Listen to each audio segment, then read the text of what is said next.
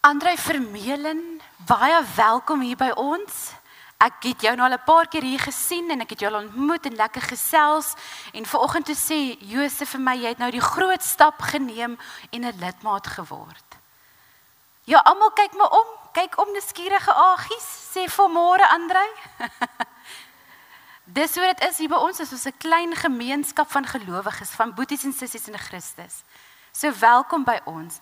Mag jy 'n tuiste vind by die Here. Saam met ons, maar by die Here. En mag jy aktief deel word van ons gemeenskap van gelowiges.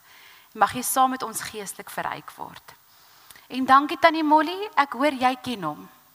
Maar as jy hom ken, is dit nou oom Andrei of raak dit nou Molly? Ek raak nou die mekaar met julle ouderdomme mense. Net 'n paar afkondigings, familienuus. Is daar enige iemand van julle wat oorgeslaan is met 'n boodskap van jou ouderling? Haaibo, wat se wyk is dit? OK. So ja, kyk hoe mooi begrip het julle, dankie. Maar ons sal dit dan uitsorteer. Waardeer. Die res van julle boodskappe gekry, weet waar julle nou is. Julle almal is hier, niemand het weggehardloop nie, dit lyk na goeie nuus. Het ons 'n nommer? Ek sal julle konner na die tyd. Maar asseblief praat met ons as daar 'n groot probleem is. Anders se welkom in jou nuwe wijk. Van Januarie af gaan die teeskinkbeurte dan in die nuwe wyke wees. Maar ons sal die groepe alles sal uitgesorteer word, moenie paniekerig raak as jy nou die verkeerde datum het nie. Jy gaan nie in die dominee se kantoor ingeroep word nie. Ek ken haar persoonlik, sy is nie so kwaai soos wat julle dink nie. En die ander twee is ook nie so erg nie. Maar laat ons eerder 'n nuwe geloofsgemeenskap, 'n vertrouensband in die nuwe wyke vorm, soos wat ons al deur die jare 'n tradisie het, waar ons mekaar ondersteun, en 'n boodskap kry en sê, Dominee, hulle wil nie hê ek moet eintlik vir iemand vertel nie, maar ek dink jy moet weet. So mag daai boodskappe nog steeds na my toe kom. Dan wil ek net sê, Barry is nou met verlof. Dis sy beurt om te gaan asem skep. Jan is terug. Barry is nou weg. So as julle 'n krisis het of julle wil met iemand gesels, kan julle myself of vir Jan kontak.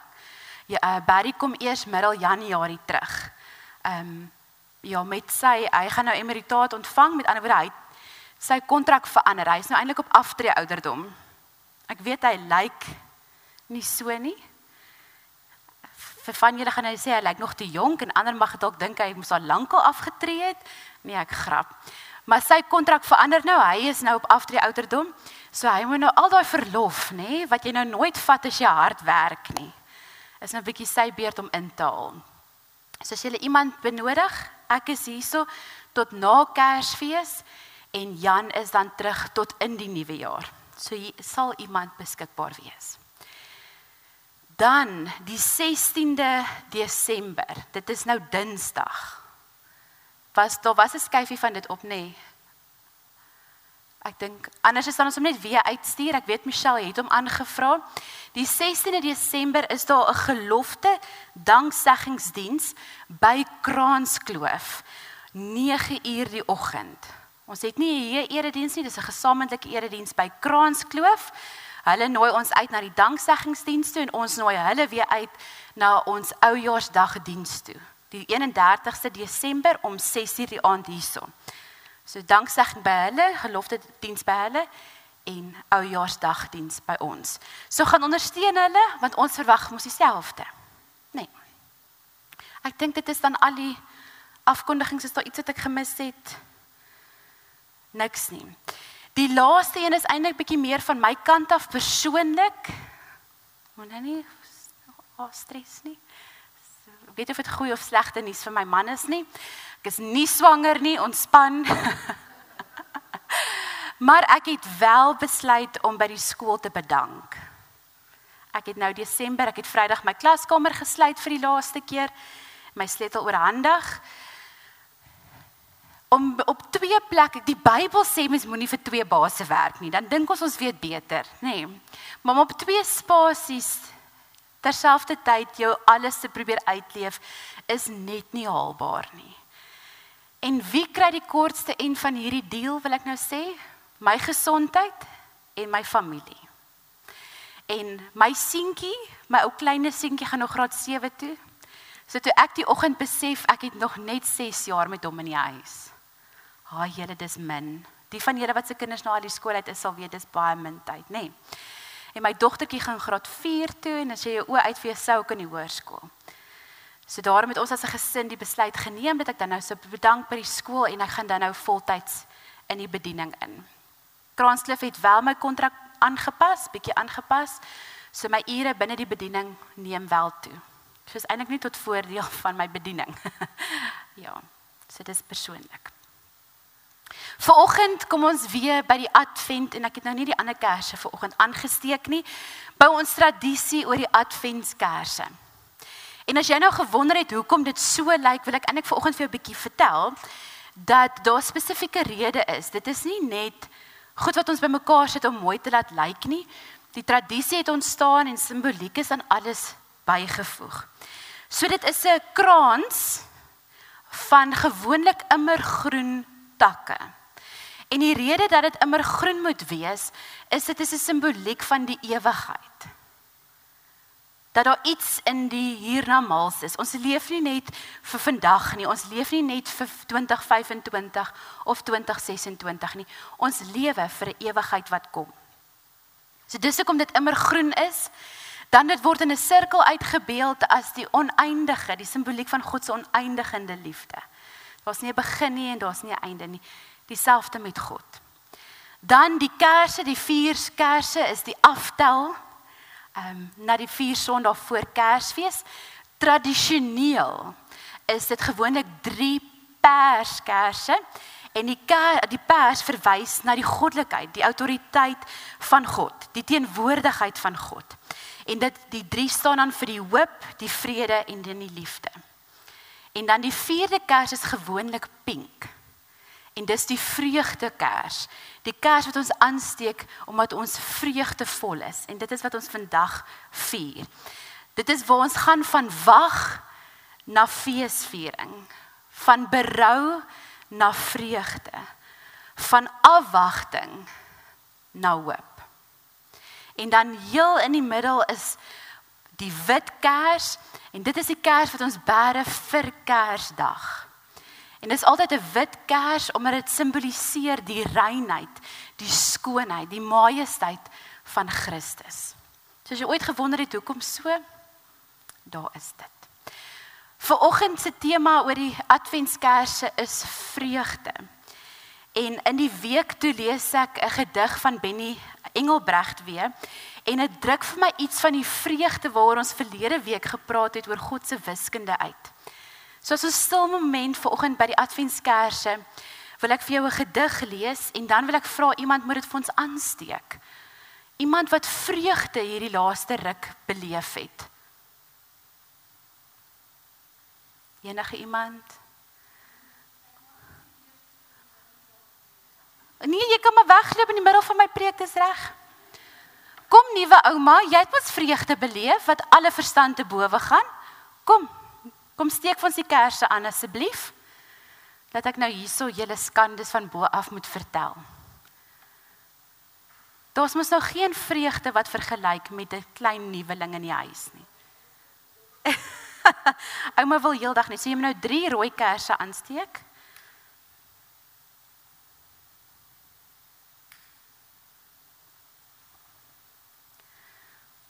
Kan sien sy is nie 'n roker nie.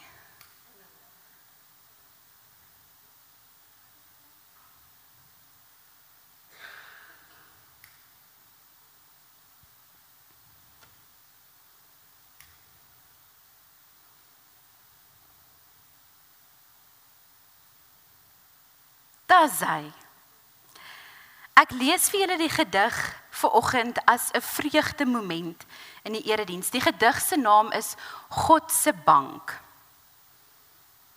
Dankie Vader vir al u genade. Ek wil iets by u vra oor die dade. Dis swaar om te ontvang van u mense. Gee is lekkerder volgens u wense. Is dit omdat U wil hê my ego moet sterf? Is U besig om my uit nuwe hout te kerf? Ek is opreg dankbaar vir elke seëning. Ek is oortrokke op U goedhartigheidslening. Die hoop van God se koms vul ons harte. Die vrede van Christus bewaak ons gedagtes. Die vreugde van sy teenwoordigheid vernuwe ons gedagtes elke dag. En die liefde wat ons in Jesus Christus ontvang, lei ons in alles wat ons doen. Amen. Ons gaan dan nou saam sing, kom alle getroues, en dan sing jy vrolik en vol vreugde. Dis in die liedjie. Mag jou gesig en jou uitdrukking by die woorde pas. Kom ons staan.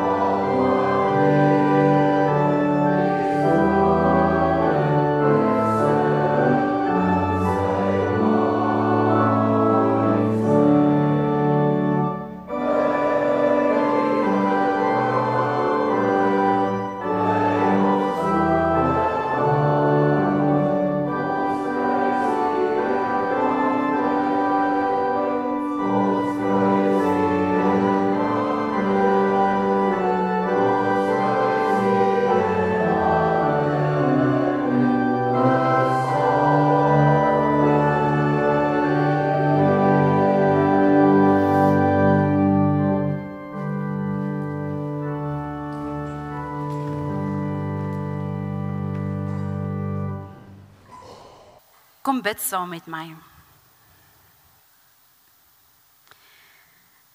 Aba Vader, ons het nou net gesing, ons buig in blye aanbidding. Ons buig in aanbidding. Ons buig dankbaar in aanbidding. Here, vanoggend wil ons by U troon kom kniel. Vader, ons wil by U voete kom kniel. Ons wil ons week by U kom neerlê. Ons vrese, ons hoop, ons angs, ons kommer, ons opgewondenheid, ons afwagting, wil ons by U voete kom neerlê. En ons wil kom bid, Here, dat dit by geen plek veiliger is as by U nie. Ons wil by U kom pleit, Here, dat U vir ons kom sin maak van dit wat aan U gebeur is in ons harte, in ons gedagtes en in die wêreld. Here, ons wil by U kom pleit dat U kom volmaak, Here, daar waar ons tekort skiet. Daar waar ons nie verstaan nie, daar wat ons net nou die hier en nou sien, dat U ons kom volmaak. Here, maar bo alles kom bid ons dat U ons sal volmaak met U vreugde en U vrede. Here, die vrede wat alle verstand te bowe gaan, waar dit net sin maak, Here, nie omdat dit in ons kop en logies sin maak nie, maar omdat dit sin maak dat ons weet dat U in beheer is, dat U die koning en die heerser is. En dan, Here, wanneer ons bely dat U 'n lewende God is, het ons vrede dat U ook die lewende God, die goeie herder oor ons lewe is. Here, maar kom vul ons ook met U vreugde. Here, nie net blydskap wat ons beleef omdat dinge goed gaan nie. Vreugde, Here, omdat dit met ons goed gaan, omdat ons U kind is. Ten spyte van die moeilikheid wat ons beleef, die uitdagings wat ons beleef, die seer wat ons beleef, kan ons sê ons het vreugde, omdat ons vreugde 'n naam het en dit is in Jesus Christus.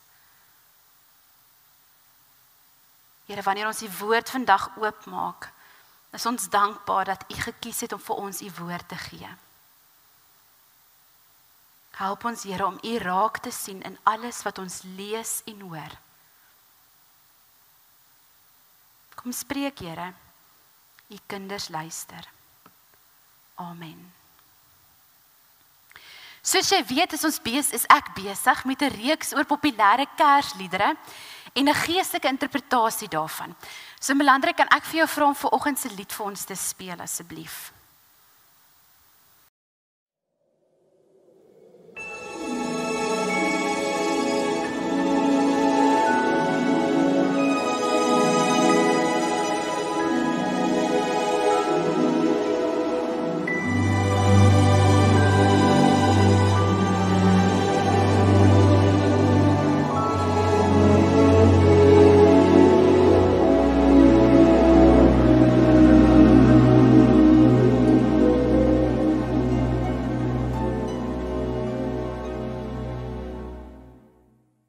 It's beginning to look a lot like Christmas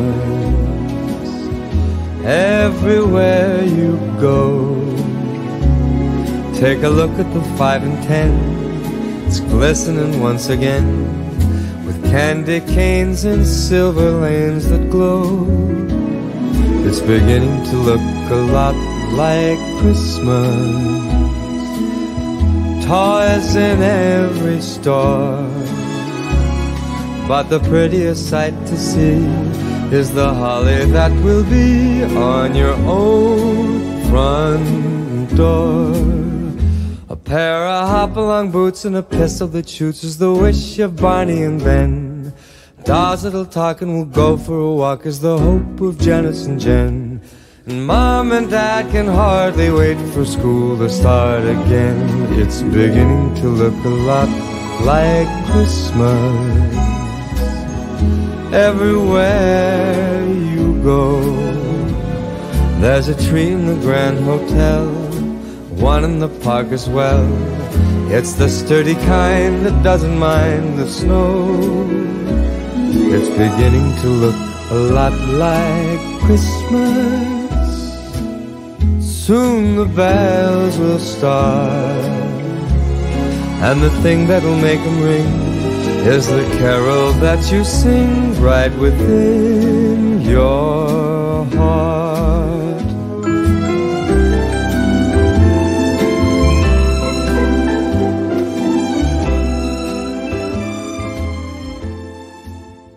Ek weet dit is so mooi, julle is spyt ek laat hom nie klaar speel nie, nê. Michael Bublé, dis die ou wat hier sing. Hy sing oor die tekens van Kersfees. Hoe weet jy Kersfees is naby? En toe het ek nou 'n bietjie gaan kyk na klomp tradisies reg oor die wêreld, oor hoe hulle Kersfees vier. So luister nou of jy nou dink dis vreemd of jy dink is oulik. Belangrijk as jy die eerste een vir my opsit asseblief. Ja, droom Kersfees ete, né? In Japan vier hulle nie Kersdag as 'n nasionale feesvieringsdag nie, want die groot hoof is nie Christene nie, maar danksy 'n bemarkingsstrategie in 1974 is daar gewoond om KFC te eet op die 25ste Desember. Al vier hulle nie Kersfees soos ons dit vier nie, eet hulle KFC. My seentjie sal mal wees daaroor. In IJsland sit hulle sneeuboots by die venster voordat hulle gaan slaap. En dan is dit nou Kersfees vader se wiskunde. As hulle die oggend wakker word, gaan hulle dan nou in hulle boots of sweeties kry. Wie het dit uitgedink om in jou reënboot sweets te sit? In elk geval. Of vrot aardappels. Dit is nie steenkool nie, vrot aardappels. Ek dink hulle het te veel gehad 1 jaar en toe begin na tradisie. In Finland, daai lyk bekend, né? Melkos, né? In Finland, wat ook mos nou 'n winterkersfees het hulle die gewoonte om melkpap met rys, kaneel en botter te eet. En dan is daar 'n tradisie dat hulle 'n amandel neut in die pap inroer. En dan wie nou die amandel kry, is dan die wenner. Maar nou blykbaar het die tradisie ook ontstaan. Vir wie klink dit bekend? My ouma het altyd vertel van die sixpence wat in die pudding, ja, nee. Suid-Afrika se wêreldstandaard mense, kom nou. Maar nou is blykbaar ook 'n tradisie in Finland met oumas. Nee, want as een kleinkind nou die amandel kry, dink nou die drama. Sodat ouma nou meer amandels ingooi en dan so skep dat ja, die oumas lag se maal klaar want hulle weet, né, dat elke kind 'n amandeltjie kry en 'n wenner is. In Swede het hulle hierdie gewoonte, tradisie van 1966 af, om hierdie groot bok uit strooi uit te bou. Nou dit weeg omtrent 3,6 ton. En dit is nou presies. En dit kom uit 'n groter tradisie uit waar dit met oestyd was en so aan. Maar dit is veronderstel om iets van hulle vrygewigheid uit te beeld. Maar nou behalwe dat die bou van hierdie groot bokke tradisie is, het daar nou 'n groter tradisie begin en dit is om te kyk dat die jong latte en stoutertjies nou nie die bok kan afbrand voor Kersfees nie. So die bok wat hulle nou elke jaar bou, is dan nou die mees bewaarde en opgepaste, erger as, ek kan sê die delicates van die land. En volgens tradisie het die bok nou al 30 keer afgebrand van 1966 af. Dan in Filippyne het hulle 'n liggiefees. Dit klink ook bekend, né? Liggiefees is die wêreld vol. En dan spesifiek met lanterns. As jy vir my nog een aangaan, in Brazil is hulle weer lief vir die vuurwerkvertonings met Kersdag. Ons doen dit weer op Nuwejaarsdag, né? En hierso is jy of vir die vuurwerke of jy het honde en wens mense moet ophou vuurwerke skiet. Maar dan is daar die laaste prentjie, 'n Suid-Afrikaanse Kersfees.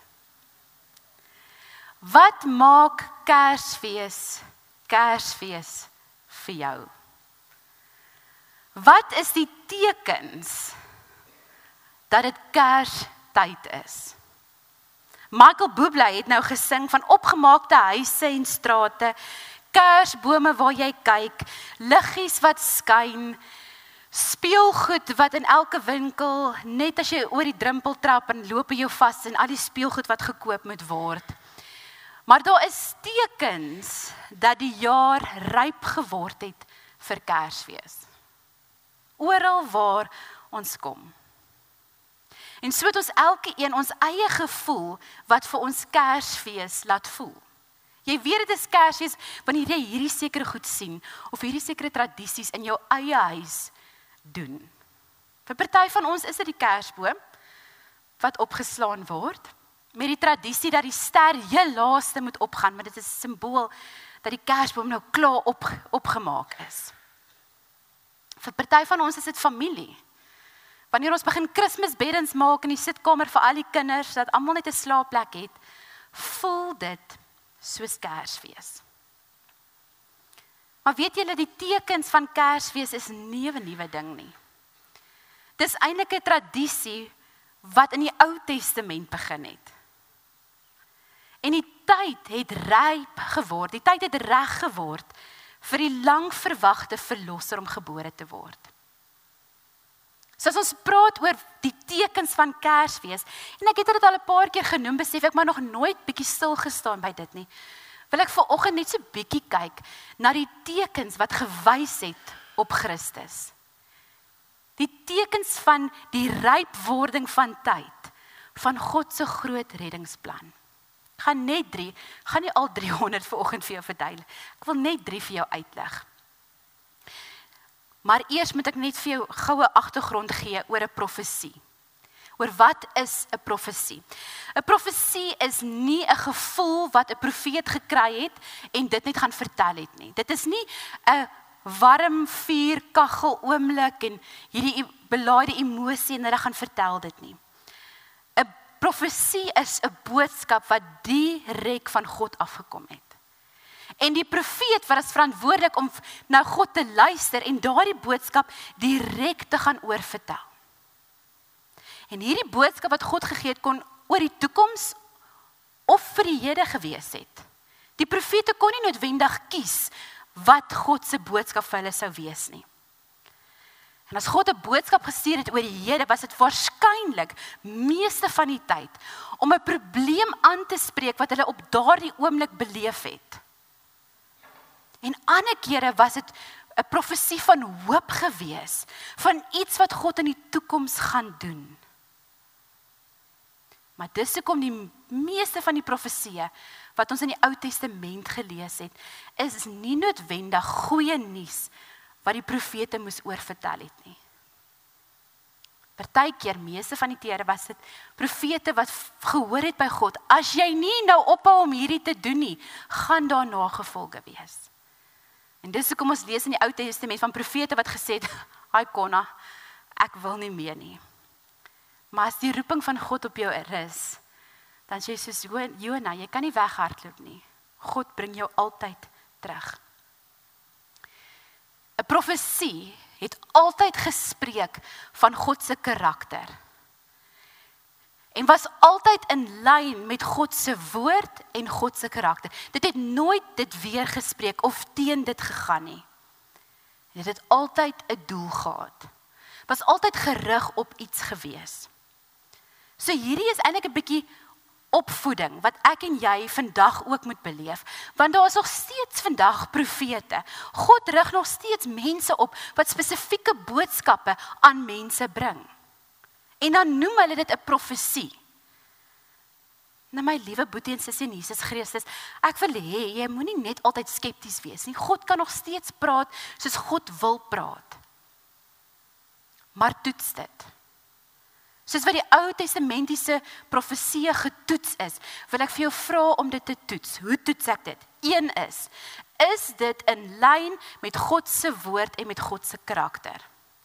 God gaan nie 'n boodskap vir ons stuur wat homself weerspreek nie.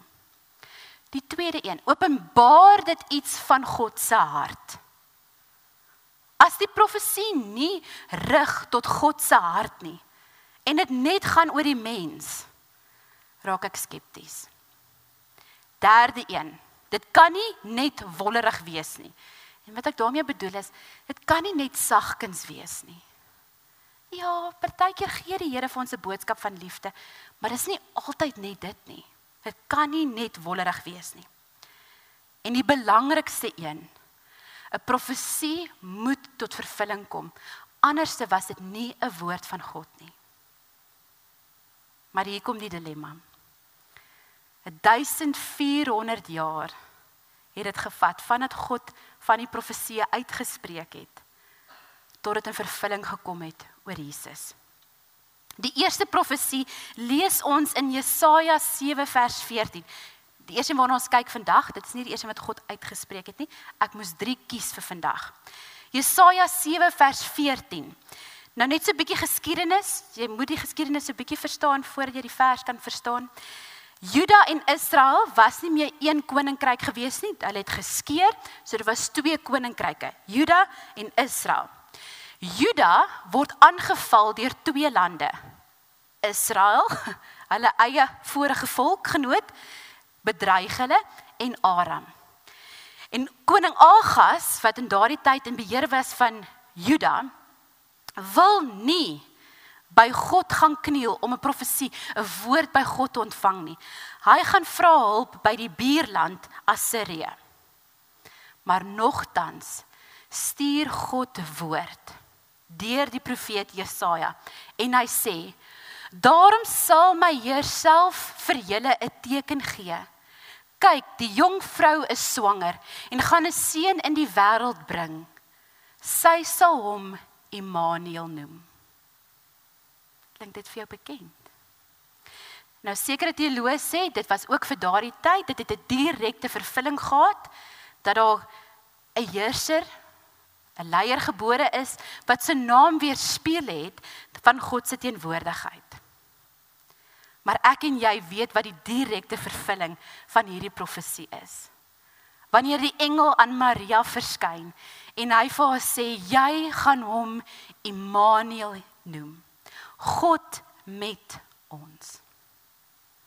Jy sien in hierdie profesie, hierdie teken wat God gee, wys vir ons dat God se aksie, God se groot reddingsplan wat oopgevlek word vir die wêreld, kan nie deur mense se wantroue in die Here gestop word nie. Dat die Here besig is om die tekens te stuur en dit sal gebeur. Die tweede een lees ons in Micha 5 vers 1 tot 3. Weer twee ryke, Juda en Israel. En in hierdie tyd word Micha as 'n profeet aangestel, omdat die volke besig is om in geestelike en morele agteruitgang vas te val. Hulle gee nie meer om wat God se woord is nie. En dan stuur God vir hulle hierdie profesie wat sê: "Maar jy, Bethlehem Efrata, al is jy gering in die streke van Juda, uit jou sal daar vir my iemand kom, om 'n heerser te wees in Israel. Sy oorsprong is uit die verre verlede, uit die dae van die weleer. Dit is waarom die Here hulle sal oorgee tot die tyd aangebreek, vir 'n swanger vrou om geboorte te skenk. Dan sal die res van sy volksgenote terugkeer saam met die Israeliete. Hy sal optree as 'n herder en as herder lei, deur die krag van die Here, deur die grootheid van die naam van die Here, sy God.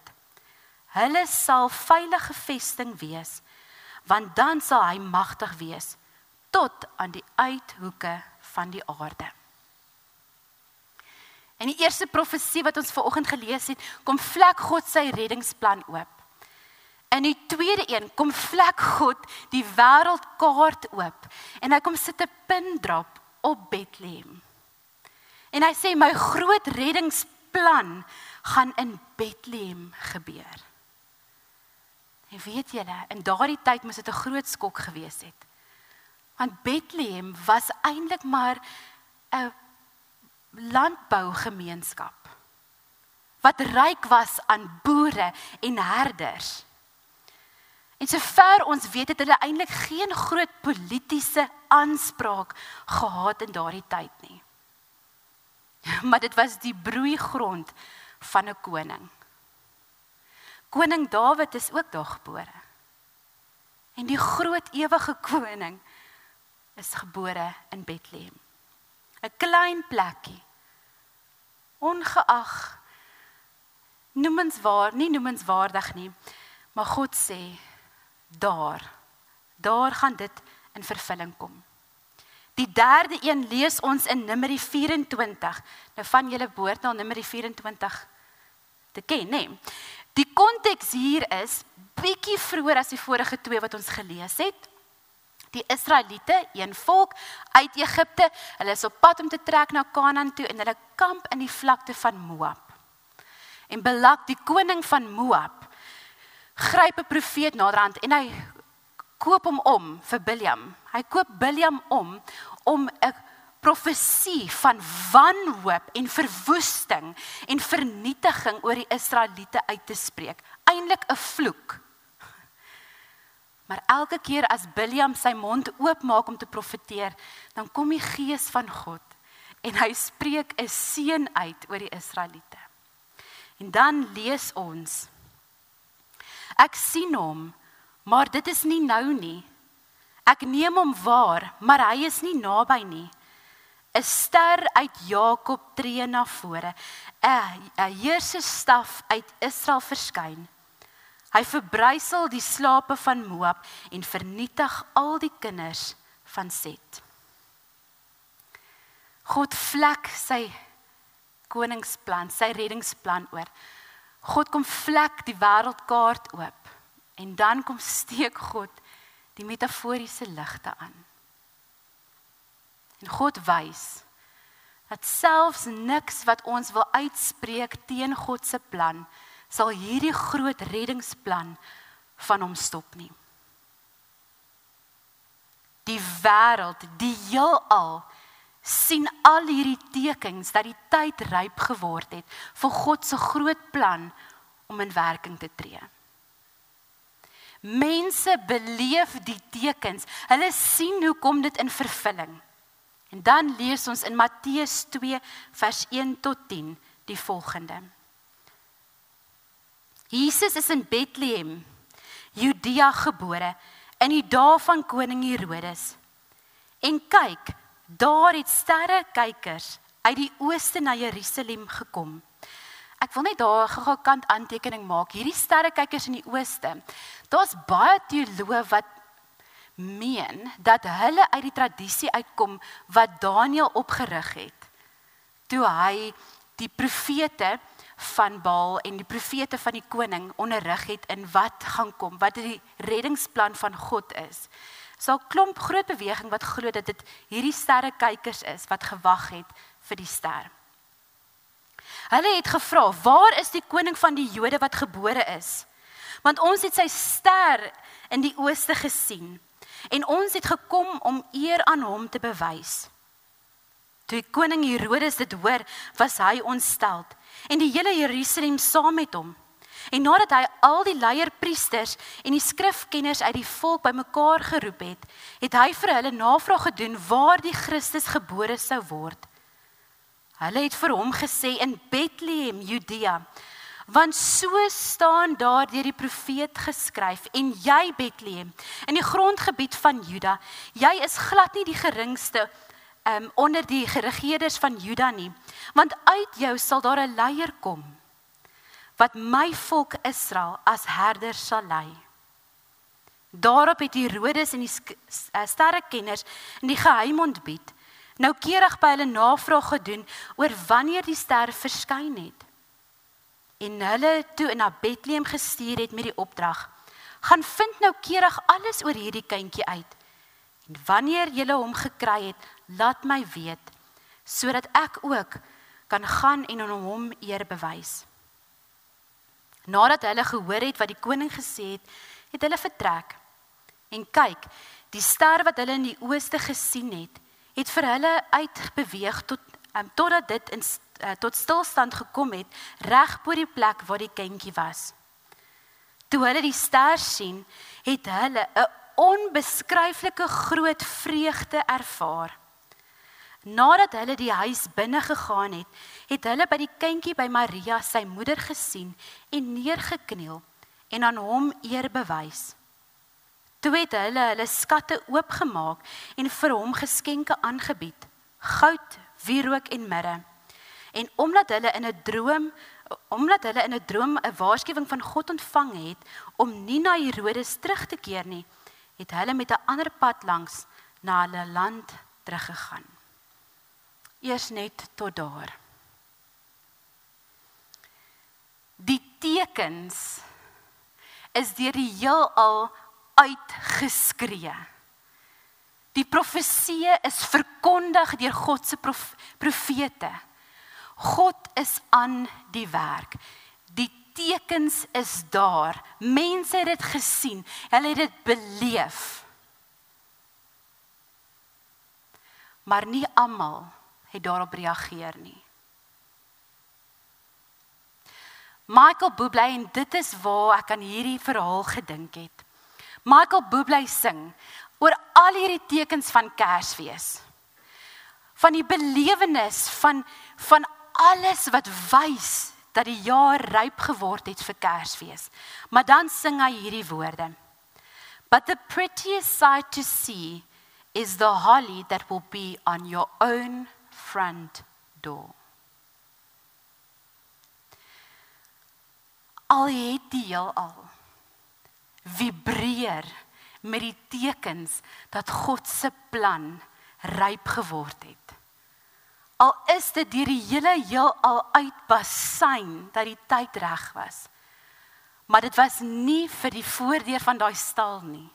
As dit nie vir die stal was nie, as God nie in een oomblik gekom het en al hierdie 300 profesieë oor Jesus, oor 1400 jaar in een oomblik tot vervulling gebring het nie, sou ek en jy nie vandag Kersfees gevier het nie. Spreek hierdie profesieë nie van 'n getroue God nie. 'n Getroue God wat nie net sy woord in die hede hou nie, maar oor 1400 jaar dit gehou het. En bewys dit nie vir my en vir jou vanoggend dat ek en jy 'n getroue God aanbid nie. En weet julle wat, die voorreg wat dit het, as gevolg van daai voorhangsel wat geskeur het, toe Jesus gekruisig is, dat ek en jy, daardie getroue God, daardie almagtige God, ons Vader mag noem nie. Dis meer as net sterrekykers wat die tekens dopgehou het en by 'n vreemdeling gaan kuier het.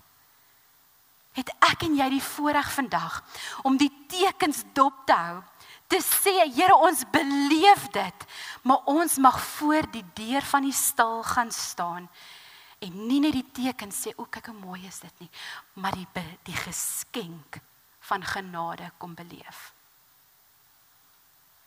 Dan breek dit my hart. Hoeveel duisende mense het in daardie tyd hierdie tekens, dieselfde tekens as almal gesien nie. Maar 'n handjievol het daarop reageer. 'n handjievol het opgedaag by die stal. 'n handjievol het opgedaag by die tempel toe Jesus by die tempel gebring is om geseën te word. Maar weet julle wat, dit is daardie klein handjievol wat die volle betekenis van die eerste Christusfees beleef het. In hierdie seisoen van afwagting, in hierdie seisoen van opbou na Kersfees, is daar hierdie vreemde gevoel wat in my hart heers. En ek wil dit vandag met julle deel. Ek dink dit is meer 'n waarskuwing wat die Gees vir ons gee. Dat al hierdie tekens van Kersfees is mooi, want ons druk hierdie vreugde en vrede wat ons in God beleef op 'n fisiese manier uit. Maar daar is soveel Christene, en ek wil nie sê julle of ons nie, daar is soveel Christene vandag, wat vasgevang word om te soek na die tekens van Kersfees. Wat vasgevang word om te soek na die bewyse van Kersfees. Dat hulle die voordeur van die stal totaal en al mis. En dan vee ons oë uit op die 1 Januarie. En ons kan nie glo nog 'n Kersfees is verby nie.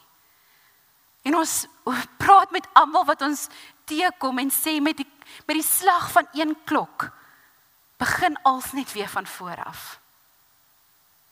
En ons word agtergelaat met hierdie leegheid, amper 'n teleurstelling van 'n seisoen wat ons gemis het. Ek wil vir jou vra, ek wil by jou pleit, boetie en sussie in Jesus Christus. Vergeet eintlik die tekens van Kersfees, maar onthou die voordeur van die stal.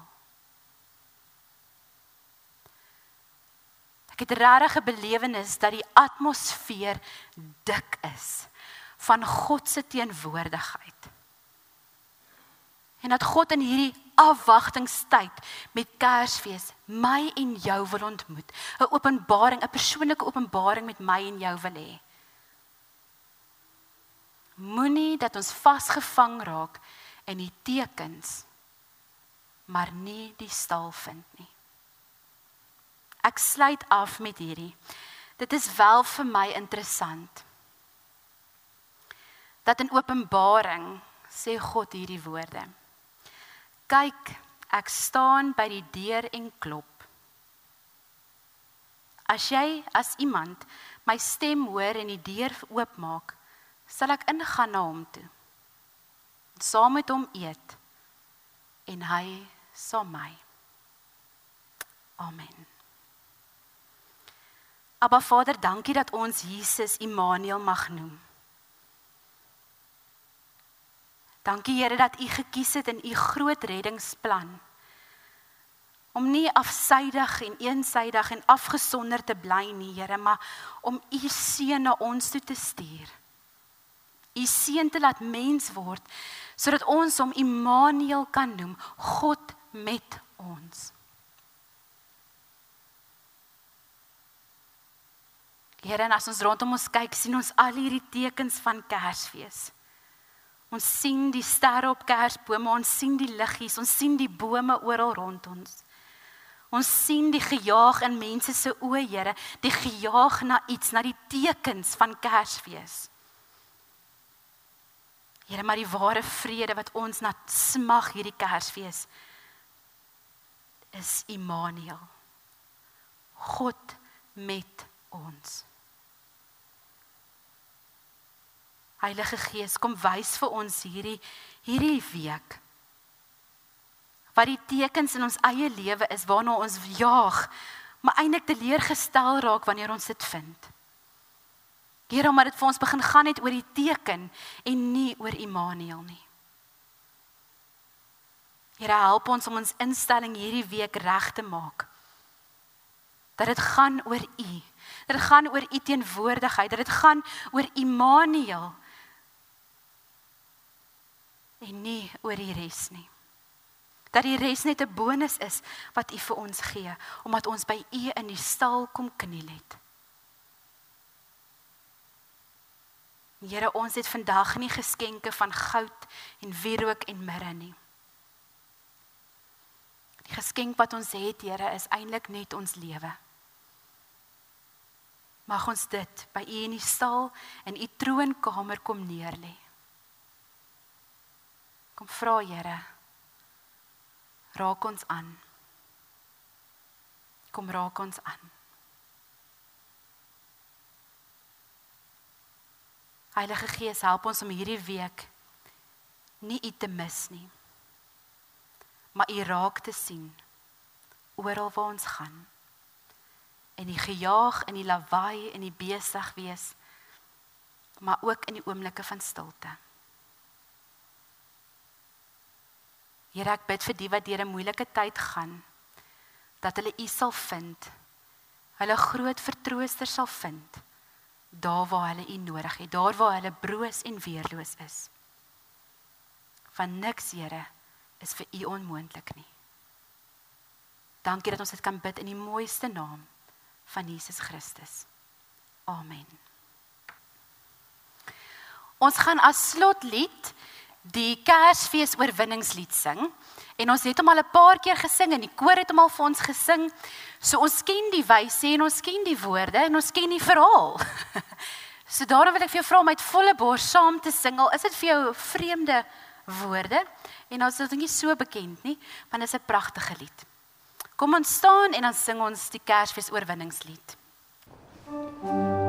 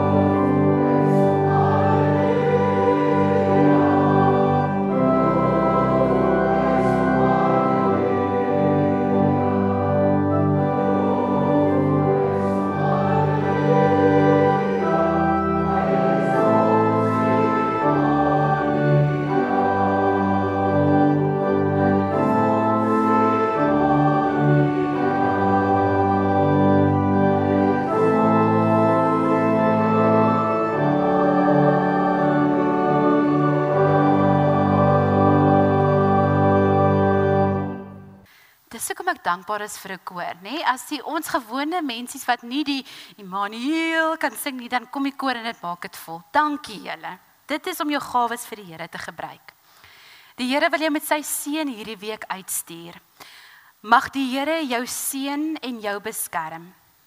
Mag die Here sy aangesig oor jou laat skyn en jou genadig wees.